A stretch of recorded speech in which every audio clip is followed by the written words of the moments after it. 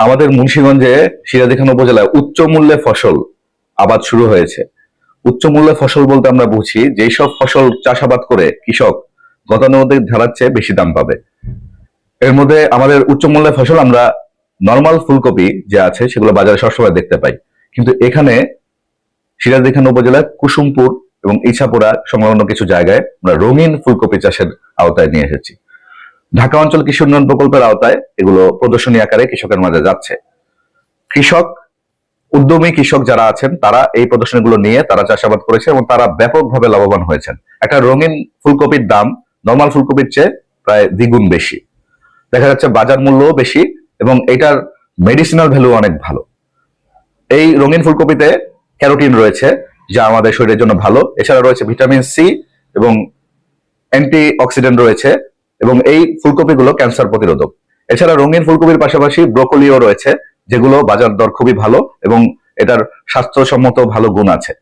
আমাদের রঙিন ফুলকপি পাশাপাশি রঙিন বাঁধাকপি, যেটা রেড ক্যাবেজ হিসেবে আমরা জানি, সেটাও বেশ উচ্চ মূল্য ফসল হিসেবে বাজারে বিক্রি হয় এবং এটার স্বাস্থ্যসম্মত গুণও অনেক ভালো, যেগুলো খেলে আমাদের ভিটামিন সি এর চাহিদা পূরণ হয়।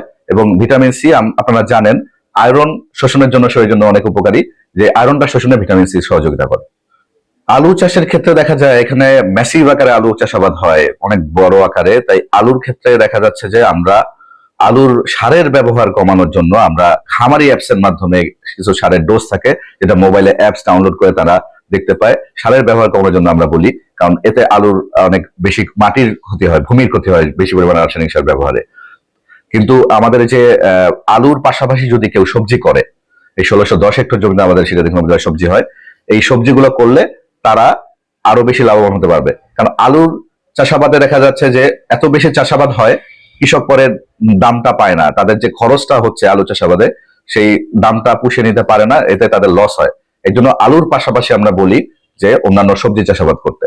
তারা আলু থেকে যেহেতু বেরিয়ে আসতে পারবেন, আলুর পাশাপাশি যদি অন্যান্য সবজি করে তাহলে তারা লাভবান হতে পারবে।